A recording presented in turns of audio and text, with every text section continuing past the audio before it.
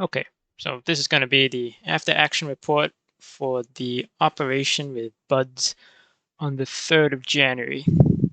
So this was the operational plan that was sent to me from Godfather, who's the commander of Budz. And for the most part, it's basically a very large raid. Um, our objectives were, instead of just focusing purely on Logi, we were going to hit undefended bases in Drown Vale and in the hex above and the hex adjacent. Can't remember what the names are. Marben Hollow and Endless Shore. Yes, those were the two adjacent hexes that we ended up going into as well. But the original plan, is, you can see illustrated in this, which was also sent by Godfather. This was the original plan right here. We enter from the south of Wisp Warning, so our forward operating base was an east march, which is just west of the Bats. So it's a very well defended area. That's where their forward operating base was. We infiltrate the position here at Wisp Warnings, and we try and knock out these targets here: Wisp Warning, Loggerhead, and Lockheed, with the secondary target being the shipyards at Lockheed. So yeah, it's just a raid basically, but unlike how Recon Support Company does raids, this one was actually going to hit undefended bases and territories, which is not something that's part of our operational plan. But our experience definitely paid off because we were able to keep up this time. So this is the second time that the Recon Support Company was going to do the forward reconnaissance role in support of another regiment. We did it one time prior. We didn't really get far because, to be frank, that operation, it wasn't very well planned out, and we actually switched our objectives midway very drastically, from hitting a base to getting into a tank engagement. But for the most part, for this operation, it was very well planned out, and the idea behind it, Godfather, pretty much kept to the basic idea of what he wanted to accomplish, which was very, very, very good, very nice. So, yeah, we Recon Support Company was just me, Wedge, and Red. If we had one more person, then we would have been able to run a raid section, but in this case, that didn't happen. Red is one of the more experienced players in my regiment, so I think it was actually best that he was attached to Bud's tank column. That's probably the better way to go about doing that. And I brought Wedge along for his first experience in doing forward reconnaissance here. So just to basically recap what the forward reconnaissance role is supposed to do, it's supposed to go out and fight for information. We need to deny the enemy reconnaissance and intelligence whilst trying to expand our own. And there's a whole set of tactics that I wrote down and I've made a video of that's on this channel, so I won't go any in depth into that here. Bud's main strategy was to use tanks. I believe it was one Bardiche, two Spathas. Maybe there was an extra tank that came along halfway. I can't recall. But they also ran logistics with a extra Jeep, which I approve, of course. There's not a lot of people who really consider using Jeeps as logistics, but I'm always a big advocate and fan of that. So I was very happy to see that was being done. And it was necessary to conduct an operation like this to use a Jeep for logistics, because we were going all over the map. I mean, this was like proper maneuver warfare. We were here, there, and everywhere all at the same time, which was great. And it's my kind of mission that I'm interested in, and what my regiment is interested in. So that was all great. The staging and logistics was, for the most part, pretty good compared to other regiments that I've played in and other regiments that I've worked with, I had to work with. It was pretty smooth. The forward operating base was in a very good location for staging and resupplying the operation as we had to come back and resupply and refit. That was all great, really. The first main negative point here, and I understand where the Budz guys are coming from. We barely had enough manpower to really man all the equipment that we really needed to get this done. For the most part, the force composition that was able to be assembled was pretty much perfect. It was as many tanks as we needed. If we went any more, if we brought any more, we could have run into coordination problems very easily. And if we had brought less, I think we would have run into problems when trying to engage Singing Serpents and Spit Rocks, which was more heavily defended. I think we had the exact right amount of equipment and weapons that we needed to get this job done. But yeah, the lack of a dedicated CV team for the first attack run that we took part, going all the way up to Loggerhead and then into Lockheed and then back, the enemy was able to rebuild Loggerhead before our allies in the region got a CV up to tap it. After that first run, though, I think everybody in the region kind of like woke up. So after that, every time we hit a target, hit a base, and knocked it out, our allies were able to move in much quicker and much faster with CVs and tap. And actually, in most of the cases, they managed to rebuild the whole base in those territories, which was pretty good. But without any dedicated combat engineers or dedicated logistics, the Wardens will just come back in and knock it out, which is okay because I don't think that was the point of our whole operation here. The whole point was to just disrupt enemy operations. So long as we hit and manage to tap all of the bases, we keep the tech down, right? I think that probably was one of the most important parts of the operation that we managed to affect in this region. In order to help the team, so long as we can keep the base upgrades and the tech down on all these bases, the Wardens are going to have a hard time trying to rebuild or advance their forces forward in order to attack the bats, which I think is I think we did a really good job in that sense. So Godfather was very good and able to understand and see the entire battlefield for the most part. He had a very clear picture of what was going on and what needed to be done, which is very rare.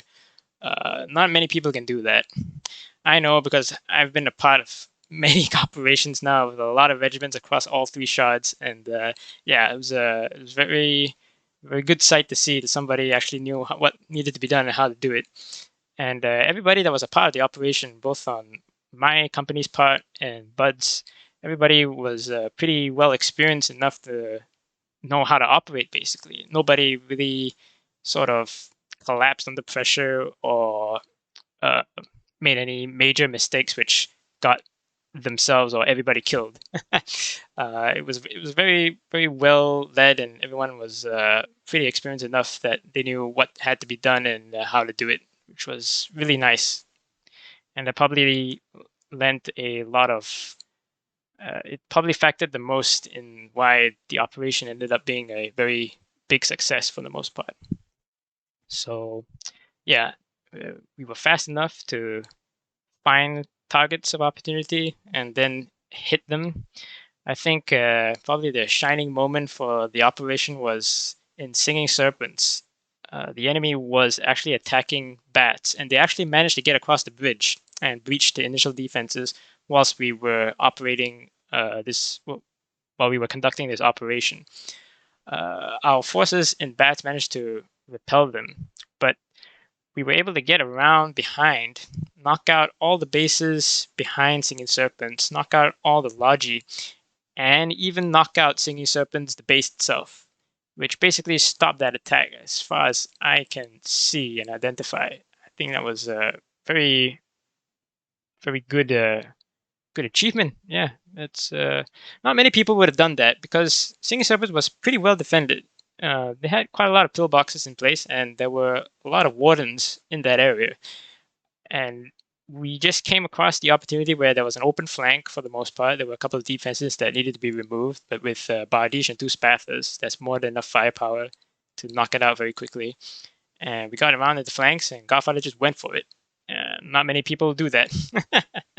Most people would have actually stopped all the way back at Loggerhead, blown the bridge, called it a day, and went back home. So yeah, that was great. Okay, so one thing about combined arms operations or any large operation, queues always screw up plans. There's no way around that. But in this case, We got kind of lucky, I think. It didn't really affect any of our maneuvering. There were several times where I and Wedge, the recon team, we were actually cut off from the main body because we were going ahead to the other hex to scout out the other side, make sure there wasn't an ambush, and to scout out the area. But we weren't able to come back in immediately. That happened, I think, like twice at least in this operation. But the queues weren't that long. It was only one player queue, a 1 to 2 player queue, so it was only a 10-15 minute wait at most. And yeah, it wasn't that bad. So this part of the video is just going to be for my guys in the recon support company. This is, yeah, it doesn't really concern anybody else other than us. So the things that I identified that we need to do better, we at one point actually got caught out in the open in a situation that we really shouldn't have, to be honest. Wedge ended up dying. He was out of ammunition just as the guy popped up, and he didn't even see the guy. I was building a watchtower and I spotted him first, so that right there shouldn't have happened. But yeah, we need to write up what our standard operating procedures are going to be. We lacked basic equipment at one point. We didn't pull the right equipment. And we need to work on how it is that we want to position ourselves when we're conducting the watchtower building, basically. In anything, really. If we're going up to knock out an enemy watchtower, the driver, who is the dedicated machine gunner, he gets out, starts lighting it up. The spotter or the observer, he gets out and he now needs to go on Overwatch and keep an eye out for enemy contacts. Right, that's how it needs to be run. And these two people need to be close enough to the Jeep that in the event something pops up that they can't deal with, they just get in the Jeep immediately and then bail. Okay. The same also occurs when we're building watchtowers. The Jeep needs to be in such a position that the builder can immediately get into the Jeep and the driver can also immediately get in the Jeep, whilst both of them are still capable of doing the job. So the builder still needs to be able to be in a position to build a watchtower. And the driver needs to be in the position to be able to keep a lookout and be on Overwatch for any enemy contacts that pop up. We need more practice in that department, I suppose, because experience really is the best way to compensate for some of these things here. The constant vigilance part, when doing forward reconnaissance, you especially when you're behind enemy lines, you get into this false sense of security that we haven't met anybody. There's nobody here. We've been at it for like an hour. Chances are probably nobody else is going to pop up. Nothing eventful is going to happen. It's at that exact point when things usually go very, very wrong. So yeah, forward reconnaissance or scouting, any kind of recon mission, basically the whole MO of the regiment, it does require a lot of discipline. It's just the way it is. That's the trade-off of being such a specialized regiment. That's the price that you're going to have to pay. But if you do keep it up, as you can see how we operated in this operation here, we were able to do our jobs. And that is because we understood what needed to be done, and we had a good grasp of how it should be done. And we managed to pull it off. And it's only once you are experienced enough to be able to pull it off do you become effective. Because there's many people who, if you just took off the in-game lobby and ask them to do this, there's no way they'd be able to perform at the level that we were able to in this operation. And it's something we just need to keep up, really, trying to improve all the little points here and there. The comms part, once again, that's sort of the same with the vigilance. As the operation goes on and we get like into the first hour or the second hour, in this case even the third hour, people start getting a bit laxed, so to say. So the trying to keep clear comms, people start to forget, basically, as the operation is going. They don't realize that, oh, wait a minute, we are actually in a combat situation, we are in an operation. Yeah, just more experience and more discipline required on that a bit. The most important points where we did actually kind of fail was that in at least 3 situations during the operation, we were completely out of position. The scout should always be in front of wherever it is the main body is going. Now, this part here probably more due to inexperience on my part, and also for Godfather, because I guarantee that he's never had a dedicated reconnaissance unit like this before. We need time to maneuver basically, and I also need to be able to paint the picture to the driver to understand what it is that we're trying to do, because Wedge was confused many times during this operation. Obviously, either I'm not explaining it properly or he doesn't understand how we need to operate. Probably is a combination of both. But the forward reconnaissance unit is there to provide the security by reconnaissance and intelligence, basically. If we can spot and identify the enemy, that gives our guys time to react. We can't stop the enemy by going up to them head to head and destroying them. That's not how we provide our security. Our security is in intelligence, in providing the warning. That's how it works. And several times we were out of position not only to provide the map intel when destroying enemy watchtowers or setting up watchtowers, but we also were out of position to identify visual contacts. So our watchtowers many times picked up warden vehicles, but of course we don't know what kind of vehicles they are. Most of the time during this operation, they ended up being logistic vehicles, but there was at least 2 occasions when they were tanks. They were like outlaws. And in one case, we caught a lucky break because I'm convinced that it was 2 outlaws that actually spawned in from the east side. They entered the hex and they were following the road right up to our main body from behind. And we were out of position at that point in time. And Wedge actually got the Jeep kind of stuck a bit. And I, at the time, wasn't paying too much attention to the terrain either, so I couldn't direct him properly. So we were behind the tank column when we needed to be off to the side a little bit. We needed to maneuver, and there was plenty of time to do the maneuvering. But once again, I guess not everything goes according to plan, but it's something that can still be worked on. We always need to keep in mind as we're operating, whenever we go into the situation, we need to know what our exit strategy is. Any place that we're maneuvering, we need to know how do we get out of this in the event that there is something up ahead. It may be a lot of work to do, but it is possible to do. I do it all the time when I'm doing solo recon missions. Every time I'm moving out and checking things out, I have to take the time to get out of the Jeep, pull the binos, get in, and I can't do that all the time. So sometimes I just try to make an educated guess when I'm driving the Jeep as to how to maneuver myself in certain positions behind enemy lines. That's something that we just have to work on, I suppose. So our staging is probably, compared to everybody else that plays the game, our staging is probably the best overall because we can get set up within 5 minutes. I mean, our forward stockpile and grave has all the equipment there. All we need to do is spawn in, grab the Jeep. If we don't have the equipment in the town base immediately next to the stockpile, you can use the Jeep to pull the crate and put it in. And then you stock yourself up. You put the petrol, and then bam, that's it. We're off to wherever we need to go. 5 minutes. That's all we need.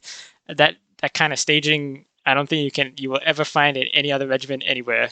Of course, we're cheating a little bit because we're a very specialized regiment. That's all we need to do. But the slight part that needs to be worked on, there was miscommunication at the beginning. Originally, I thought Red was going to be coming with the recon team, but he was already decked out for being the tank man in one of the crews, which ended up being probably the better decision, to be honest. He was better and more helpful there than being with us, me and Wedge in the Odyssey. But at one point, Wedge also forgot to pull a radio, which is a very important piece of equipment for us. I suppose I'm going to have to write down a checklist of all the equipment that we need for each of the specific missions and each of the specific roles that everybody needs to fulfill. I think I'm probably going to need to do that. But overall, it was pretty good. It was very good on the Foxhole scale. Yeah, this part here is that if we did have an extra man, I do believe a hatchet would have been useful. There's the argument to be made that by having a hatchet, we might be compromising our mobility and our flexibility. I don't think so. If we had an experienced crew in the hatchet, I think I think it can work. It definitely can work, and it would be a great help because knocking out watchtowers with the katana, you're limited by your ammunition, and with a hatchet, it only takes one 40 mil shell to knock out a watchtower, and it's very quick. With a katana, it takes some time to knock it out, and having an Odyssey have the crew jump out to knock out the watchtower puts it in a very compromising position. Whereas with a hatchet, if we had a hatchet nearby, the Odyssey can have the spotter go be on lookout, and the hatchet just goes up, walks up, fires one shot, and then pulls back. That's it. I think that's more pros than cons really in trying to bring a hatchet and operate a raid section as a forward reconnaissance unit. So yeah, that's all I've got to say really. Yeah, thanks for watching.